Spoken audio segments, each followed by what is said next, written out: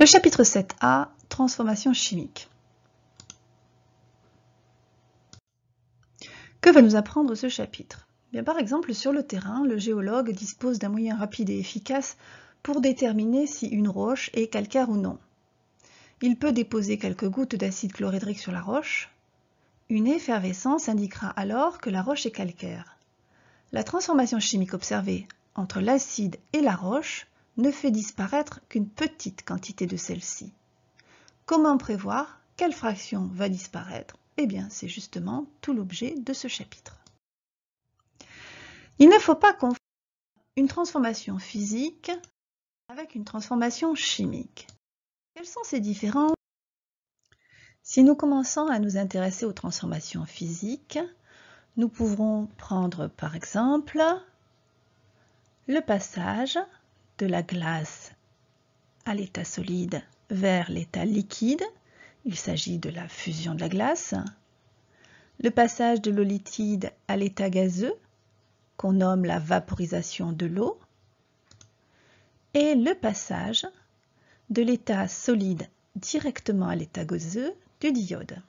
On place dans un bécher du diode à l'état solide et on porte le tout à haute température. Et on observe que le diode passe directement de l'état solide à l'état gazeux sans passer par l'état liquide. Il s'agit de la sublimation du diode.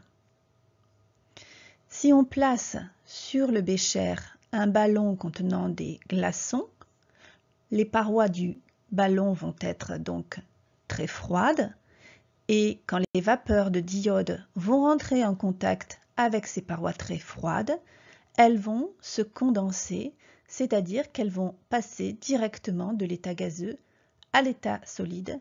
Il s'agit de la condensation du diode. Donc dans une transformation physique, qu'est-ce qu'on peut observer? C'est que l'espèce chimique, avant ou après transformation, elle est la même. Elle a juste changé d'état physique. Quelques rappels sur le nom des changements d'état. Le passage de l'état solide à l'état gazeux s'appelle une sublimation. Solide à liquide, une fusion. Liquide à gazeux, une vaporisation. Le passage de l'état gazeux à l'état liquide s'appelle liquéfaction. De l'état liquide à l'état solide s'appelle solidification. Quant au passage de l'état gazeux à l'état solide, ça s'appelle la condensation. Si maintenant on s'intéresse aux transformations chimiques, prenons 250 g de farine, 4 œufs, un demi-litre de lait, 50 g de beurre, un sachet de sucre vanillé, 50 g de sucre en poudre. Et après transformation chimique, nous obtenons des crêpes. Alors là, on voit que dans une transformation chimique, les espèces chimiques sont totalement différentes avant et après. L'aspect du mélange réactionnel change de tout au tout. Réfléchissons sur cet exemple. À gauche, l'état initial de la transformation et à droite, l'état final de la transformation. S'agit-il d'une transformation physique ou chimique? Nous pouvons observer que le ballon s'est gonflé. Il s'est donc formé un gaz qui n'était pas là à l'état initial. De la même manière, nous pouvons observer que le mélange réactionnel a changé de couleur. Et donc, on peut en conclure de ces deux observations que de nouvelles espèces chimiques se sont formées au cours de la transformation. Donc, il ne s'agit pas d'une transformation physique puisque l'espèce chimique n'est pas la même avant-après, mais il s'agit bien d'une transformation chimique. Prenons un exemple de transformation chimique. Une solution aqueuse de sulfate de cuivre 2, une solution aqueuse de soude, ceci constituant l'état initial, puis nous allons mettre en contact les réactifs et nous obtenons un précipité d'hydroxyde de cuivre 2. Ce solide, insoluble dans le liquide où il se forme, nommé précipité, n'était pas là au départ, donc il s'est formé une nouvelle espèce chimique. Donc là aussi, là encore, c'est une transformation. Donc de tout ce que nous venons de voir, nous pouvons faire le bilan de comment se manifeste une transformation chimique. Eh bien, il peut y avoir soit formation d'un précipité, soit formation d'une effervescence, c'est-à-dire apparition d'une nouvelle espèce chimique sous forme gazeuse, soit un changement de couleur. L'on résume de cette façon-là, formation d'un précipité, dégagement gazeux, changement de coloration, avec parfois une augmentation ou une diminution de la température. Prenons comme exemple la réaction lente d'une solution de permanganate de potassium sur une solution d'iodure de potassium.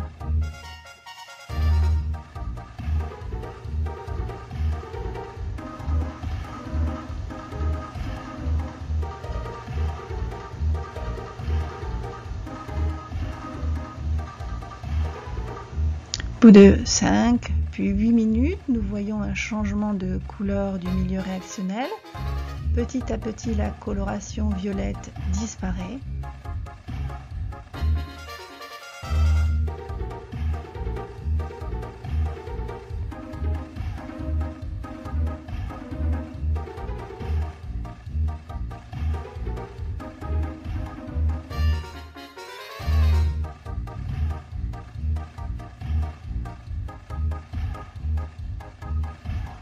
Au profit de cette coloration brune. Et donc, au niveau macroscopique, l'observation de ce changement de coloration prouve l'apparition de nouvelles espèces chimiques, et donc il s'agit bien d'une transformation chimique.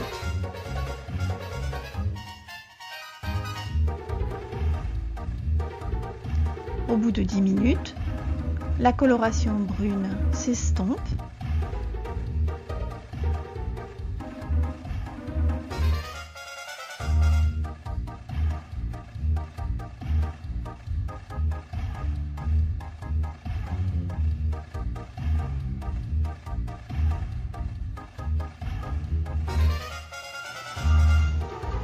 Et quand la couleur de la solution n'évolue plus, eh bien la transformation chimique est terminée.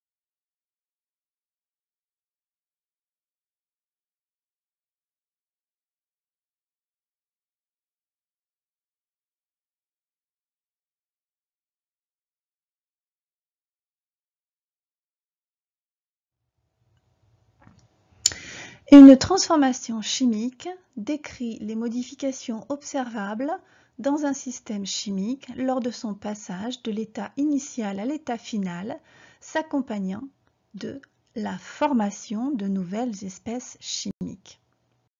Réalisons l'activité 1, transformation physique ou chimique. Comment décrire un système chimique? D'abord, qu'est-ce qu'un système chimique? Eh bien, très simplement, c'est le mélange d'espèces chimiques auxquelles on s'intéresse, et tout ce qui n'appartient pas au système constitue le milieu externe. Nous allons maintenant réaliser l'activité 2, modélisation d'une transformation chimique, et tout d'abord, la première partie petit a. Terminé. Donc voilà l'écriture d'une transformation chimique de rectangle, le premier avec l'état initial, le second avec l'état final. Réalisons maintenant l'activité 2b, modélisation d'une transformation chimique. Une transformation chimique, c'est en fait le résultat d'une réaction chimique. Comment modélise-t-on une réaction chimique? Reprenons toujours cet exemple. Nous allons utiliser les espèces qui ont réagi, qui sont consommées et dont la quantité de matière diminue, que l'on nomme les réactifs. Quels sont-ils? Les ions cuivre 2 et les ions hydroxyde. Quant aux espèces qui se sont formées, c'est-à-dire dont la quantité a augmenté, il s'agit des produits qui sont ici l'hydroxyde de cuivre, le précipité d'hydroxyde de cuivre. Le passage des réactifs aux produits est le résultat d'une réaction chimique. Une réaction chimique, les réactifs réagissent ensemble pour donner le produit. Passons maintenant à la réaction chimique. C'est une transformation au cours de laquelle les éléments des réactifs se réorganisent en de nouvelles espèces chimiques, les produits. Donc le bilan. Un système chimique subit une transformation chimique. Le système chimique comprend les réactifs, les produits et les espèces spectatrices. La transformation chimique est le résultat d'une réaction chimique. Lors d'une réaction chimique, les réactifs réagissent pour donner les produits. Équation chimique. Pour indiquer dans quelle proportion les réactifs sont consommés et formés, nous écrivons la réaction chimique à l'aide d'une équation. Petit a espèce chimique grand A réagissent avec petit b espèce chimique grand B pour donner petit c espèce chimique grand C plus petit d espèce chimique grand D. Donc ça, c'est l'écriture symbolique à l'échelle macroscopique de la réaction, écrite avec les symboles chimiques des espèces, et leurs proportions respectives sont indiquées par des coefficients stoichiométriques qui équilibrent l'équation. À ce stade, je vous propose de réaliser l'activité 3, la modélisation, c'est-à-dire l'écriture d'une réaction chimique par le biais de son équation chimique. Réfléchissons ensemble. Alors, un clou en fer est placé dans un tube à essai contenant de l'acide chlorhydrique. L'acide chlorhydrique est une solution aqueuse constituée d'ions H+ et Cl-. On observe dès les premiers instants une effervescence autour du clou. Donc il se forme un gaz. On mesure le pH. On sort le clou du tube à essai et on analyse la solution colorée. Quand on analyse le système dans l'état final, si on approche une allumette enflammée de l'ouverture du tube à essai, il y a une détonation, ce qui prouve que le gaz qui s'est formé était du dihydrogène. Et quand on ajoute quelques gouttes d'une solution de soude, un précipité vert se forme, ce qui prouve qu'il s'était formé des ions Fe2+. Si le pH de la solution a augmenté, ça veut dire qu'il y a moins d'ions H+ qui sont responsables de l'acidité. Donc, au départ, on a du fer. Le réactif, ce sera le fer à l'état solide. Et puis, on a des ions H+ et Cl-. Sachant qu'il se forme une effervescence, qui est un gaz, et qu'on a montré que ce gaz était du dihydrogène. Il est clair que ce sont les ions H+ qui vont réagir pour donner du dihydrogène H2 et non les ions Cl-.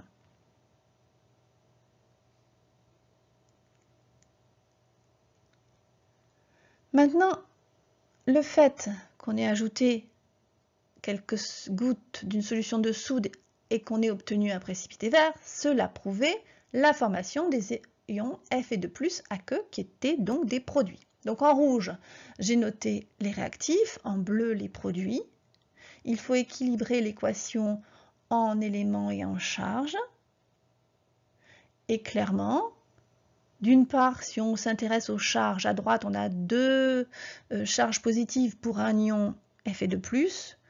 Donc à gauche, si on met deux ions H+, on sera bien équilibré en charge. Et si on veut équilibrer en éléments, on voit qu'à droite, il y a 2 fois l'élément hydrogène. Donc si on met 2 H+ à gauche, on aura encore une fois 2 fois l'élément hydrogène à gauche. Et notre équation sera équilibrée en éléments et en charge.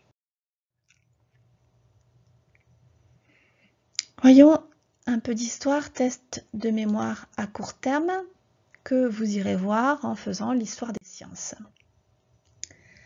Voyons la signification de l'équation de la réaction chimique. Que se passe-t-il lors de la combustion du carbone dans le dioxygène? Prenons, et c'est purement utopique, 32 atomes de carbone pour 6 molécules de dioxygène.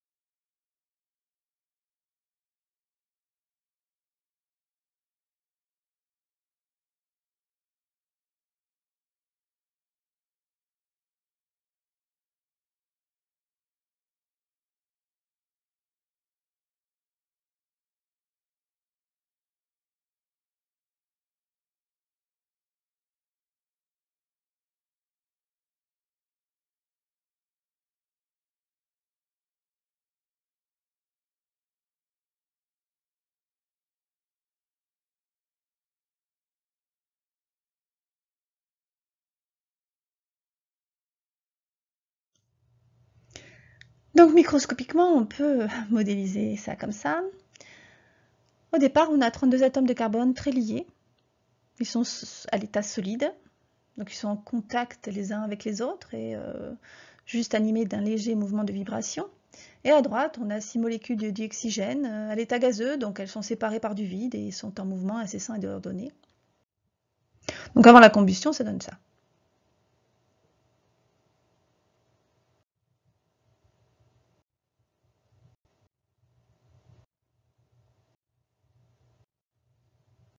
Et puis nous allons amener de l'énergie sous la forme d'une flamme.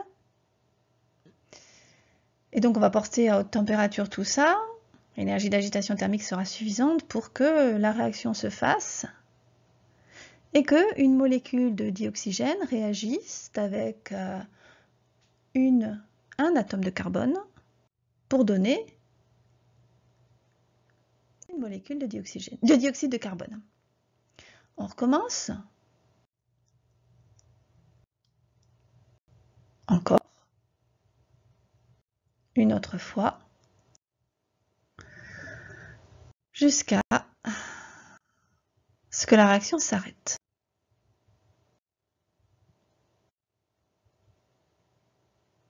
La combustion est terminée. Pourquoi reste-t-il du carbone? Alors pour répondre à ça, je vais vous proposer quelques analogies macroscopiques. Soyez attentifs. Prenons une monture de lunettes et 2 verres. Combien de paires de lunettes l'opticien peut-il fabriquer? Est-ce que tout le monde est d'accord que l'opticien va fabriquer une paire de lunettes? Si je prends maintenant 2 montures, 4 verres, combien l'opticien peut-il fabriquer 2 paires de lunettes? Est-ce que tout le monde voit qu'il va en fabriquer 2? Si maintenant je prends 3 montures, ça se complique, et puis 6 verres, combien l'opticien peut-il fabriquer 2 paires de lunettes? Tout le monde voit qu'il peut en fabriquer 3? Alors, dans ce cas-là, si à l'état initial j'ai une monture et 4 verres, qu'allons-nous avoir à l'état final? Eh bien, à l'état final, nous allons avoir une paire de lunettes et puis 2 verres. On va dire que les verres sont en excès parce qu'il en reste à la fin de la transformation dans l'état final. Ce cas-là maintenant, alors j'ai 3 montures, j'ai 4 verres. L'opticien va réussir à transformer tout ça en combien de paires de lunettes? Eh bien, tout le monde voit que nous allons obtenir 2 paires de lunettes. Nous avions notre état initial et à l'état final, il reste des montures. Donc, on dit que les montures sont en excès. Donc, dans ce cas-là, les 32 atomes de carbone à l'état initial que nous allons mélanger et faire réagir avec 6 molécules de dioxygène. Vous voyez que sur l'image, on a 6 atomes de carbone qui ont été représentés d'une couleur légèrement différente parce que sur ces 32 atomes de carbone, eh bien, il n'y en a que 6 qui vont réagir et il va donc rester à la fin 26 atomes de carbone. Pourquoi? Parce qu'un atome de carbone s'associe à 2 atomes d'oxygène pour former une molécule de dioxyde de carbone. Et donc au total, comme on avait 6 molécules de dioxygène, ce sont 6 molécules de dioxyde de carbone qui ont été produites. Et il va rester 26 atomes de carbone qui n'ont pas participé à la combustion. On dit que le carbone est en excès. Peut-il rester du dioxygène à la fin de la combustion? Réfléchissez à un exemple où il va rester du dioxygène à la fin de la réaction. Eh bien, par exemple, si on prend 6 atomes de carbone et 8 molécules de dioxyde de gène, vous voyez qu'il va se former combien de molécules de dioxyde de carbone? 6. Et il va rester 2 molécules de dioxygène, parce que chacun des 6 atomes de carbone va s'associer à 2 atomes d'oxygène, c'est-à-dire à une molécule d'oxygène, pour former au total 6 molécules de dioxyde de carbone. Il va donc rester 2 molécules de dioxygène qui n'ont pas participé à la combustion. On dit que le dioxygène est en excès. Le carbone et le dioxygène peuvent-ils totalement disparaître lors de la combustion? Il faut que vous réfléchissiez dans quelle quantité on doit introduire le carbone et les molécules de dioxygène pour que toutes ces 2 espèces chimiques disparaissent totalement à la fin de la réaction, qu'il n'en reste plus. Eh bien, si on prend 6 atomes de carbone et 6 molécules de dioxygène, il va se former 6 molécules de dioxyde de carbone et il ne restera aucun des 2 réactifs. Chacun des 6 atomes de carbone va s'associer à 2 atomes d'oxygène pour former au total 6 molécules de dioxyde de carbone. Tous les atomes de carbone et toutes les molécules de dioxygène ont participé à la combustion. On dit que le carbone et le dioxygène sont en proportion stoichiométrique. Si on fait un bilan chimique de la combustion. Donc au départ, on a 6 atomes de carbone en présence avec 6 molécules de dioxygène.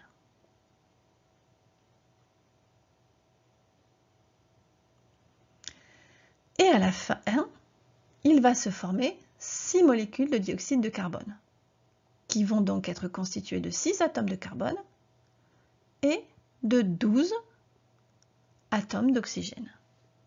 Donc on voit bien qu'avant et après, on a le même nombre d'éléments. Lors de la combustion du carbone, le nombre d'éléments de chaque sorte se conserve. Et donc, la masse se conserve.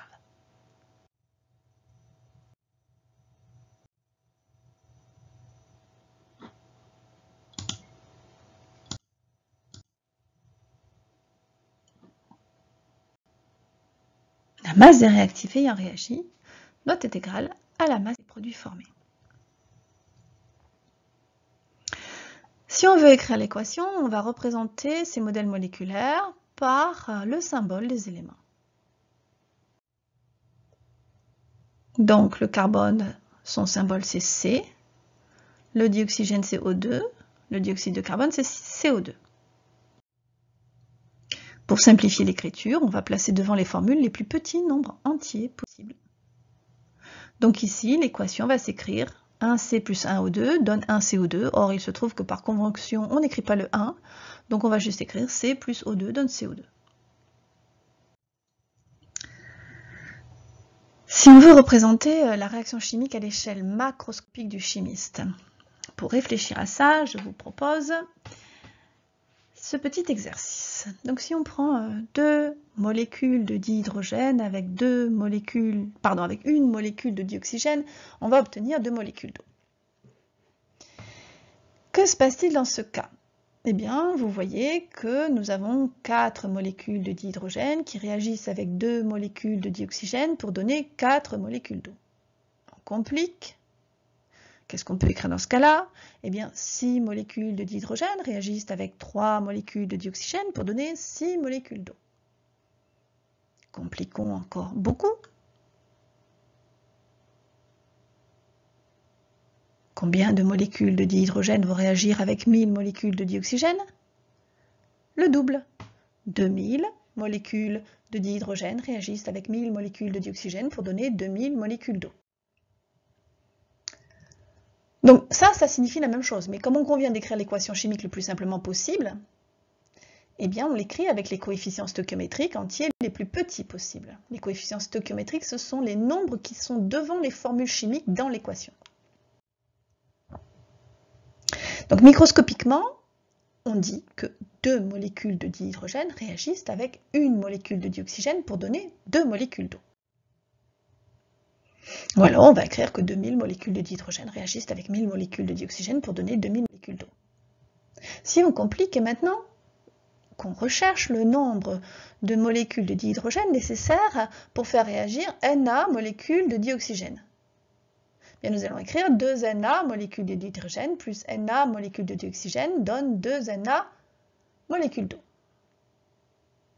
Ce qu'on peut aussi traduire en 2 paquets de molécules de dihydrogène réagissent avec un paquet de molécules de dioxygène pour donner 2 paquets de molécules d'eau. Vous vous souvenez qu'on a fait des paquets dans lesquels on a mis 602 10 puissance 23 entités. Et puis on a décidé que ce n'était pas assez snob comme nom, donc on l'a dit, pas 2 paquets mais 2 moles. Et donc, cette équation traduit à la fois un bilan microscopique, mais aussi un bilan macroscopique. Donc cette même équation chimique peut être interprétée soit à l'échelle atomique ou à l'échelle macroscopique. Elle traduit un bilan qui peut être exprimé en nombre d'atomes de molécules ou d'ions, mais aussi en nombre de moles d'atomes de molécules. Intéressons-nous maintenant à la notion de réactivité. C'est un réactif dont la quantité de matière est nulle à l'état final. Les autres réactifs sont dits en excès. À ce moment-là, je vous invite à réaliser l'activité 4, puis l'activité 5. Pour en faire le bilan, la quantité initiale du réactif limitant se détermine par proportionnalité à partir de l'équation de réaction et des quantités de matière des autres réactifs. On utilise un tableau qui classe les réactifs de la transformation chimique considérée, les nombres stoichiométriques issus de l'équation de la réaction, et enfin les quantités de matière initiale, dont certaines sont connues et dont on cherche la valeur pour un des réactifs.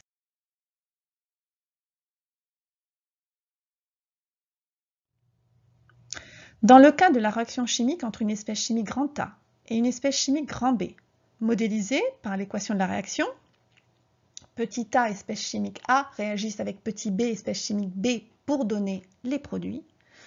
Quand on introduit un nombre de moles initial d'espèce chimique A avec un nombre de moles initial d'espèce chimique B, quand on remplit le tableau, dans les réactifs, eh bien, nous avons les espèces chimiques A et B. Quand on s'intéresse aux nombres stoichiométriques, qui sont les nombres devant les symboles, les formules chimiques des espèces chimiques, pour l'espèce chimique grand A, on a le nombre stoichiométrique petit a, et pour l'espèce chimique grand B, on a l'espèce chimique petit b. Quant aux quantités de matière initiale, eh bien, c'est constitué du nombre de moles initial de l'espèce chimique A et de l'espèce chimique B. Quand on a terminé ce tableau, eh bien, on peut appliquer un produit en croix pour déterminer les proportions stoichiométriques, c'est-à-dire les proportions dans lesquelles les réactifs sont introduits à l'état initial pour que leur quantité de matière soit nulle à l'état final, qu'il ne reste à la fin aucun des deux réactifs.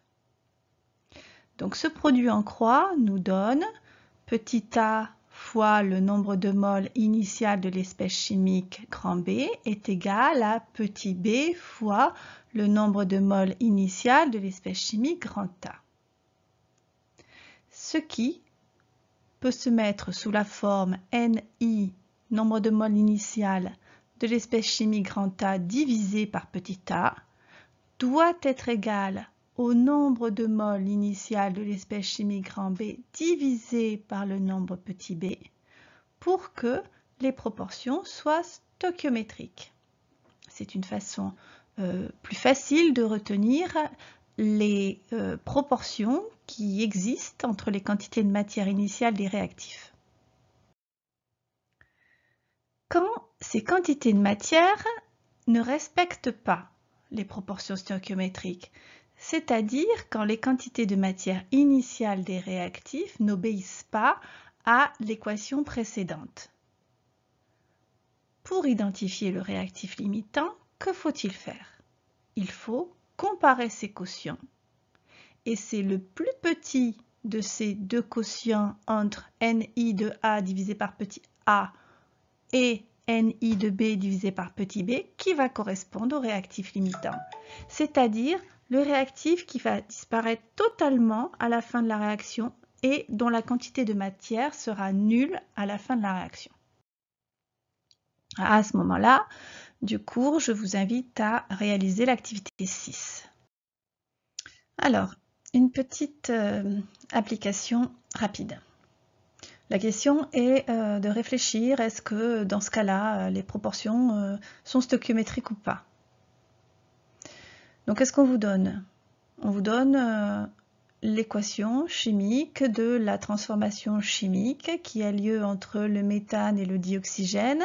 Cette équation s'écrit CH4 gazeux plus 2O2 gazeux donne 2H2O liquide plus 2CO2 gazeux. Et puis, on nous donne des diagrammes représentant l'état initial et l'état final. À l'état initial, on voit que l'on introduit 2 moles de méthane et 2 moles de dioxyde de dioxygène. Qu'observe-t-on à l'état final? Eh bien, il reste 1 mole de méthane et 0 mole de dioxygène. Et donc, comme la quantité de matière finale du dioxygène est nulle, cela signifie que c'est le réactif limitant. Et comme il reste du méthane à la fin de la réaction, CH4, cela signifie que le méthane est le réactif qui est en excès.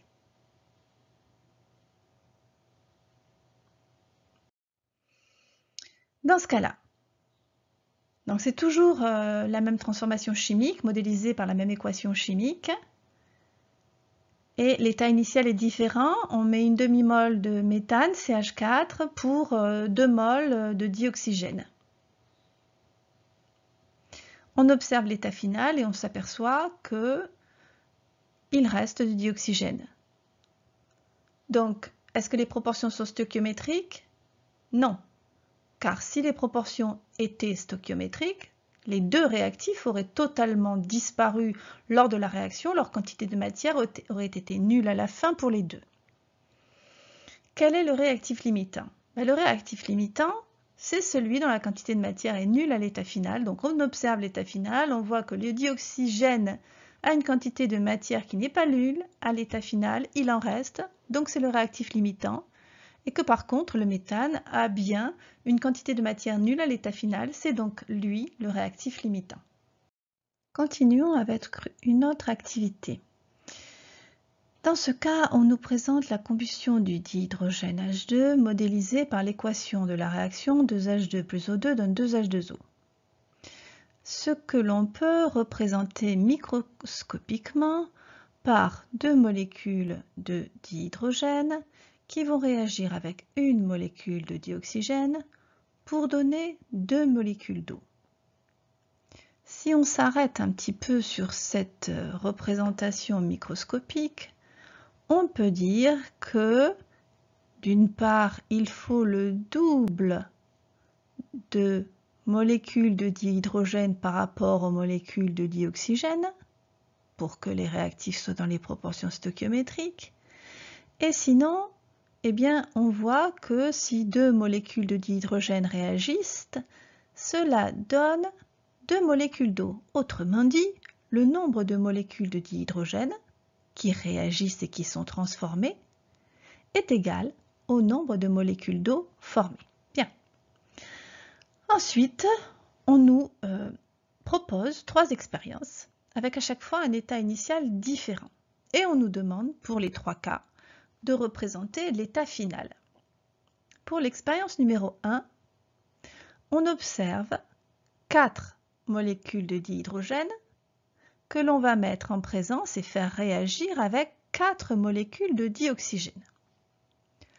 D'après l'équation de la réaction, quand on a 2 molécules de dihydrogène, il faut qu'il y ait une molécule de dioxygène.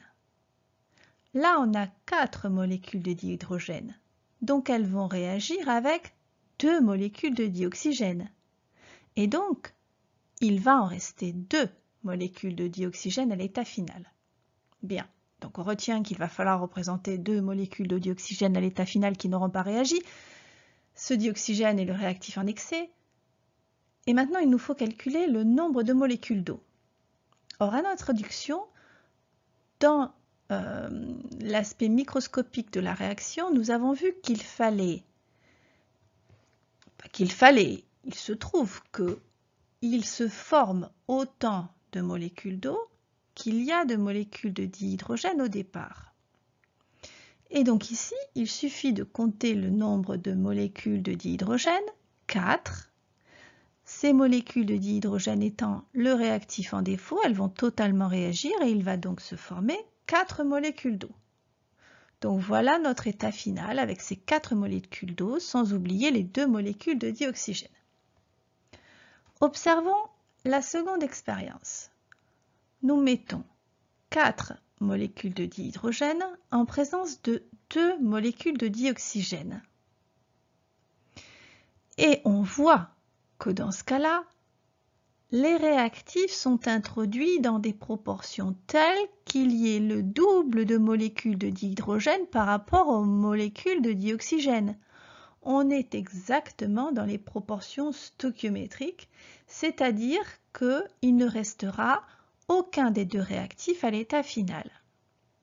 Mais combien de molécules d'eau vont se former? Nous avons déjà vu dans l'équation de la réaction qu'il se forme autant de molécules d'eau qu'il y a de molécules de dihydrogène au départ, si celui-ci est le réactif limitant. Dans les proportions stoichiométriques, eh bien, il va réagir totalement et donc il va se former autant de molécules d'eau qu'il y avait de molécules de dihydrogène. Il y en avait 4, il va se former 4 molécules d'eau. Et il ne restera aucun réactif parce que nous sommes dans les proportions stoichiométriques dans ce cas-là. L'expérience numéro 3 maintenant, on l'observe. On a 3 molécules de dioxygène. D'après l'équation de la réaction, il faudrait, pour que les réactifs soient dans les proportions stoichiométriques, c'est-à-dire qu'ils réagissent totalement et que leur quantité de matière soit nulle à la fin, il faudrait donc qu'il y ait 6 molécules de dihydrogène, le double. Or, on en a un petit peu plus, on en a 7. Donc, il y en a une en trop qui ne va pas réagir, le dihydrogène et le réactif en excès, le dioxygène et le réactif limitant, dont la quantité de matière sera nulle à la fin de la réaction. Combien de molécules d'eau vont se former?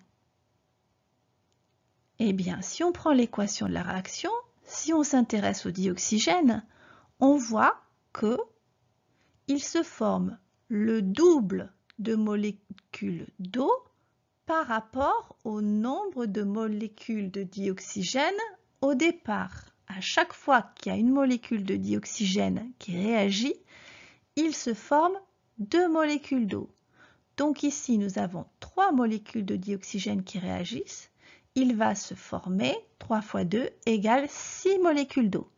N'oublions pas de rajouter notre molécule de dihydrogène en excès. Et voilà notre état final.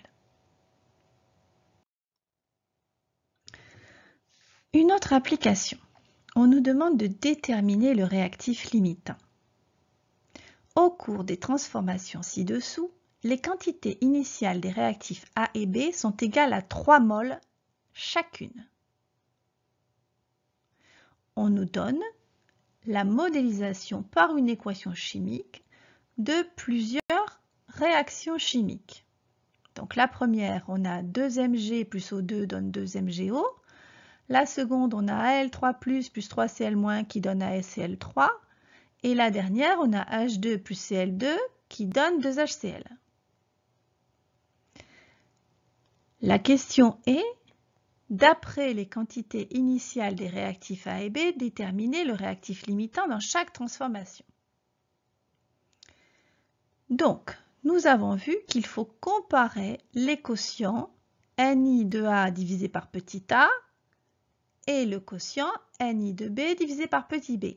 Petit a et petit b étant les coefficients stoichiométriques, c'est-à-dire les nombres qui apparaissent devant les formules des espèces chimiques dans l'équation.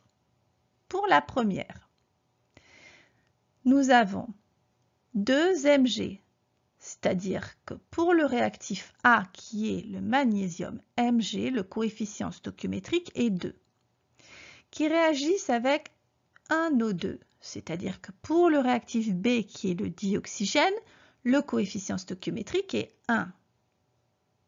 Donc nous devons comparer le nombre de moles initial de Mg divisé par 2 avec le nombre de moles initial du dioxygène divisé par 2.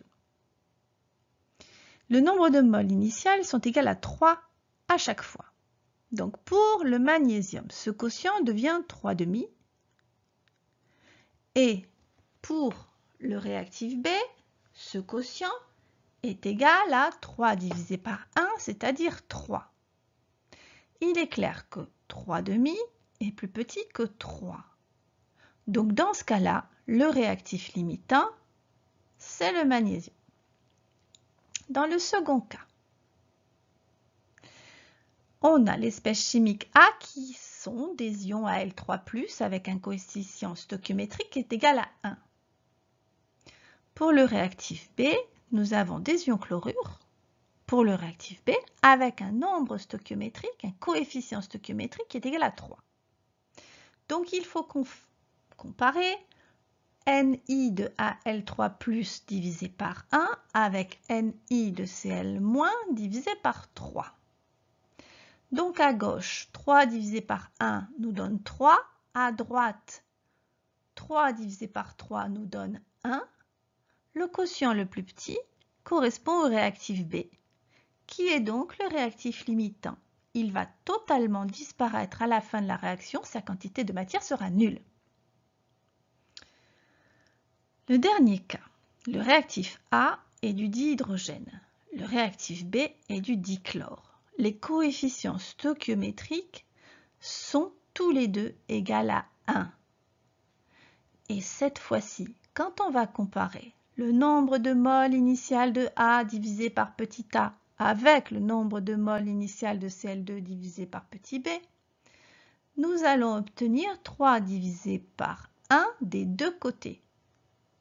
Et donc, il n'y en a pas un qui est plus petit. Ce qui signifie que les réactifs sont dans ce cas-là introduits dans les proportions stoichiométriques. Ils disparaissent tous les deux totalement à la fin de la réaction, leur quantité de matière est nulle.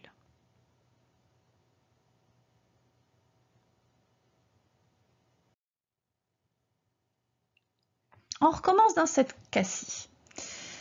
Dans ce cas-ci, la quantité initiale du réactif A est égale à 8 mols et on nous demande de déterminer la quantité initiale du réactif B pour que les réactifs soient dans les proportions stoichiométriques. Et les deux réactifs sont alors dits limitants. Donc on observe. Dans le cas petit a, on a Cl2 qui réagit avec 2HI. Donc, le coefficient stoichiométrique de Cl2 vaut 1. Le coefficient stoichiométrique de HI vaut 2. Pour être dans les proportions stoichiométriques, on doit avoir Ni de Cl2 divisé par 1 est égal à Ni de HI divisé par 2. La quantité initiale de Cl2 est égale à 8. Donc on a 8 divisé par 1 qui est égal à ce qu'on cherche divisé par 2. Et donc ce qu'on cherche, la quantité de matière initiale du réactif B, est égale à 16. Dans le second cas, on a 4 Na qui réagissent avec 1 O2. C'est-à-dire que pour être dans les proportions stoichiométriques, on doit avoir Ni de Na divisé par 4 qui doit être égal à Ni de O2 divisé par 1. À gauche, Ni de Na divisé par 4 est égal à 8 divisé par 4, soit 2. Et c'est égal à Ni de O2 divisé par 1. Donc, la quantité de matière initiale de B, dans ce cas-là, doit être égale à 2. Dans le dernier cas, on a deux allèles qui réagissent avec 3H2O. Donc les proportions stoichiométriques doivent être quelles? Que le nombre de moles de Al divisé par 2 doit être égal au nombre de moles de H2O divisé par 3. Le nombre de moles de H2O doit être égal donc à 3,5 du nombre de moles de Al. Le nombre de moles de Al vaut 8 divisé par 2, 4, fois 3, 12. Donc le nombre de moles initial de H2O doit être égal à 12.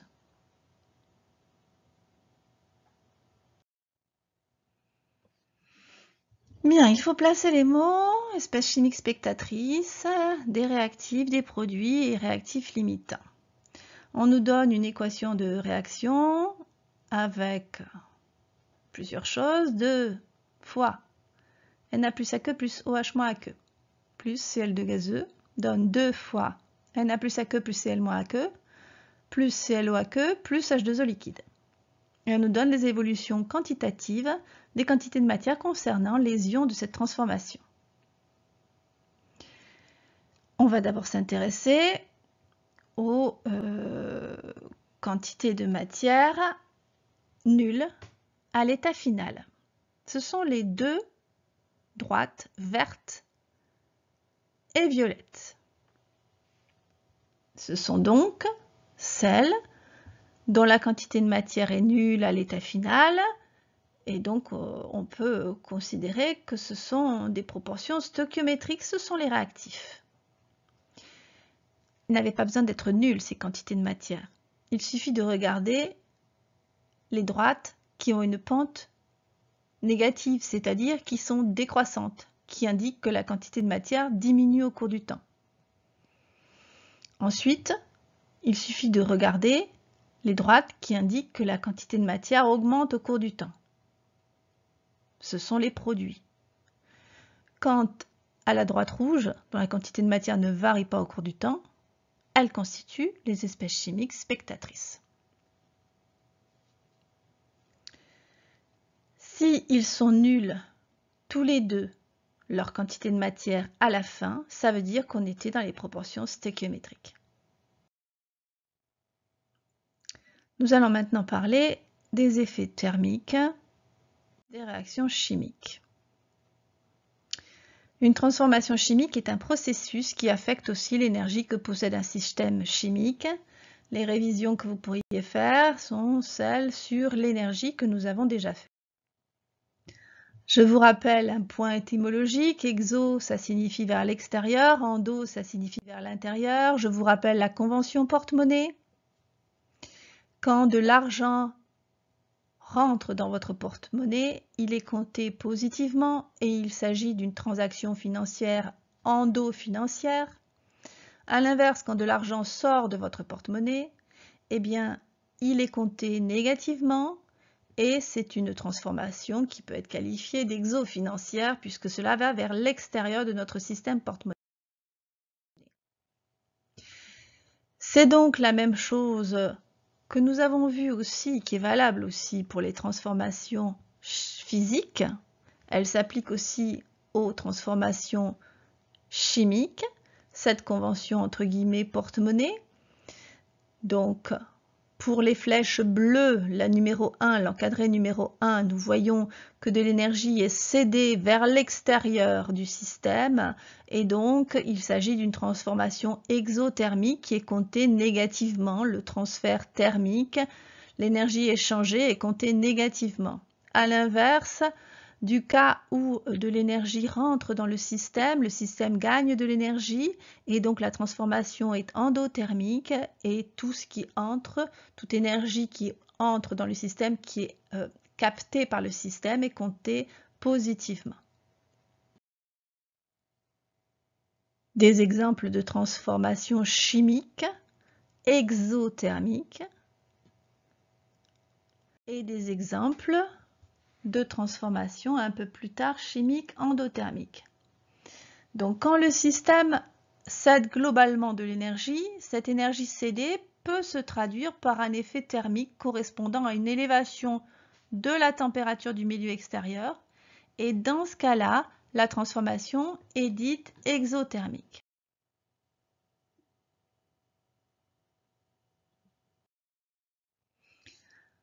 À l'inverse de transformations pour lesquelles le milieu extérieur va avoir sa température qui va diminuer, et donc du point de vue de notre système, ça sera une transformation qualifiée de thermique. Quand le système chimique absorbe de l'énergie, cette énergie absorbée peut se traduire par un effet thermique correspondant à une baisse de température du milieu extérieur. La transformation est alors dite endothermique.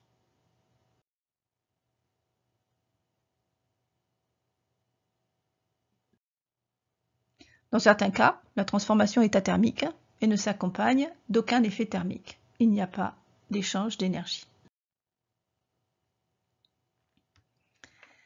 Alors, observons les exemples suivants. Donc on part de haut à 20 degrés Celsius. On y rajoute une solution aqueuse de chlorure de potassium et on s'aperçoit que la température chute à 5 degrés Celsius. Et donc dans ce cas-là, la réaction est endothermique. Parce que le système a absorbé de l'énergie qui a fait que la température du milieu extérieur a eu une baisse. A l'inverse, si on prend de l'eau à 20 degrés Celsius et qu'on y rajoute une solution aqueuse d'acide chlorhydrique, eh bien la température va augmenter à 35 degrés Celsius. C'est-à-dire qu'il va y avoir une libération d'énergie vers le milieu extérieur qui fait que la température du milieu extérieur augmente. Et du coup, cette réaction, dans ce cas-là, elle est dite exothermique. À ce stade, je vous propose de réaliser l'activité 7 sur les tableaux d'avancement. Et le cours est terminé. Je vous invite à faire les exercices de votre manuel Hachette 2019, page 123 et plus. Les obligatoires sont les numéros 4, 6, 8, 10, 12, 14. Et conseillé, je vous conseille donc de faire le numéro 23 en plus, mais il n'est pas obligatoire. Et c'est terminé.